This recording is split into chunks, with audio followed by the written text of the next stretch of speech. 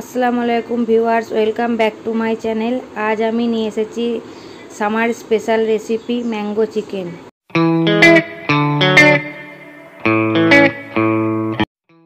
আমি এখানে 500 gram chicken নিয়েছি। এবার এটার মধ্যে 1 চামচ টক দই, 2 চামচ আম বাটা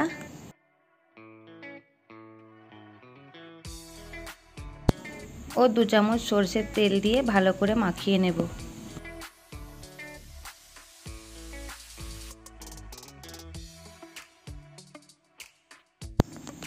এটা আমাদের ম্যারিনেট করা হয়ে গেছে। এবার এটাকে চাপা দিয়ে রেখে দেবো 1 ঘন্টার জন্য।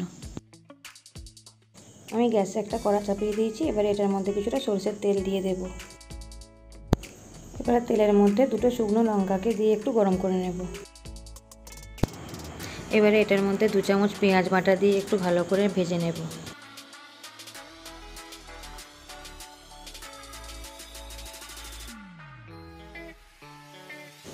পেঁয়াজটা আমাদের ভাজা হয়ে গেছে। এবার এটার মধ্যে 1 চামচ আদা রসুন বাটা দিয়ে ভালোভাবে কষিয়ে নেব। এবার এটার মধ্যে 1 চামচ নুন, 1 চামচ হলুদ গুঁড়ো, 1 চামচ কাশ্মীরি লঙ্কার গুঁড়ো, 1 চামচ ধনের গুঁড়ো,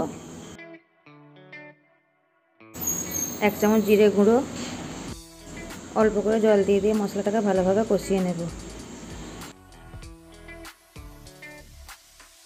মশলাটা আমাদের কষা হয়ে গেছে। এবারে ম্যারিনেট করে রাখা চিকেনটা এর মধ্যে ঢেলে ভালোভাবে কষিয়ে নেব।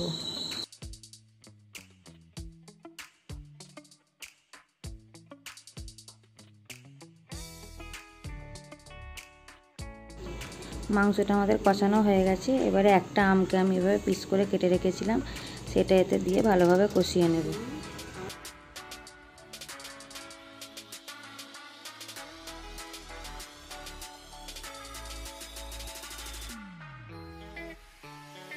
এটা আমাদের কষা হয়ে গেছে। এবারে এটার মধ্যে কিছুটা জল দিয়ে দেব।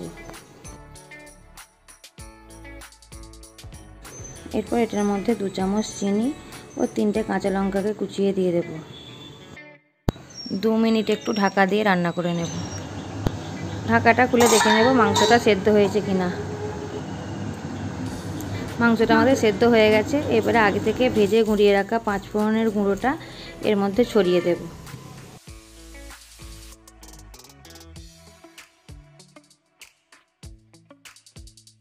মাংসটা আমাদের রান্না হয়ে গেছে। আমি এবারে গ্যাসের ফ্লেমটা অফ করে এটা চাপা দিয়ে দেব।